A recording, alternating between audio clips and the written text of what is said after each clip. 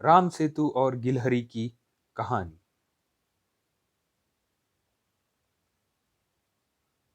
माता सीता का हरण होने के बाद भगवान राम को लंका तक पहुंचने के लिए उनकी वानर सेना जंगल को लंका से जोड़ने के लिए समुद्र के ऊपर पुल बनाने के काम में लग जाती है।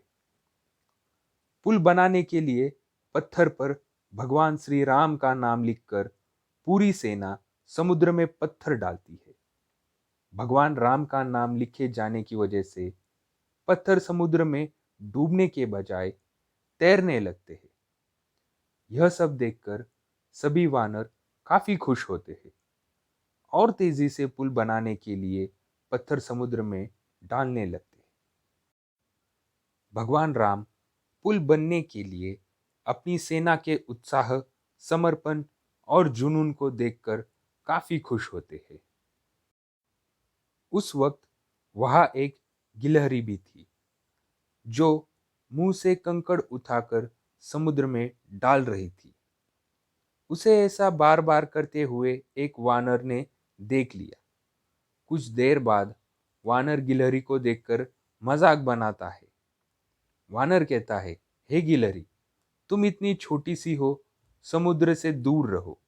कहीं ऐसा ना हो कि तुम इन्हीं पत्थरों के नीचे दब जाओ।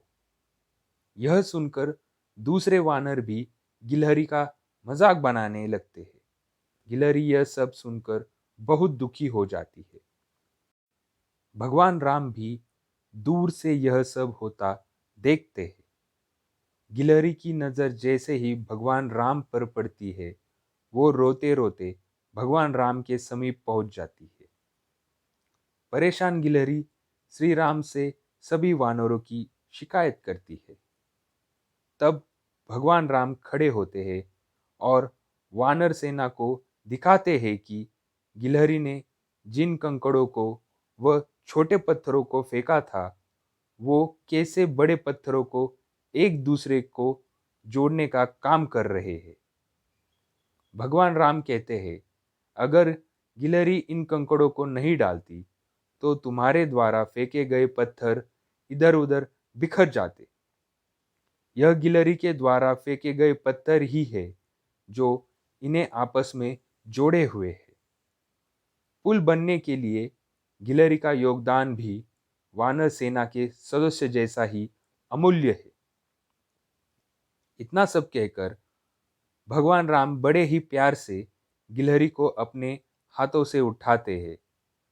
फिर गिलहरी के कार्य की सराहना करते हुए श्री राम उसकी पीठ पर बड़े ही प्यार से हाथ फेरने लगते हैं।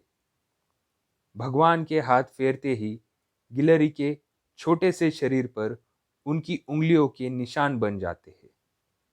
तब से ही माना जाता है कि गिलहरियों के शरीर पर मौजूद सफेद धारियां कुछ और नहीं बल्कि भगवान राम की उंगलियों के निशान के रूप में मौजूद उनका आशीर्वाद है।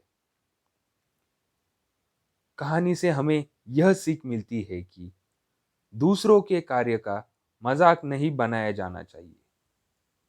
कार्य में किसी भी तरह का योगदान महत्वपूर्ण होता है।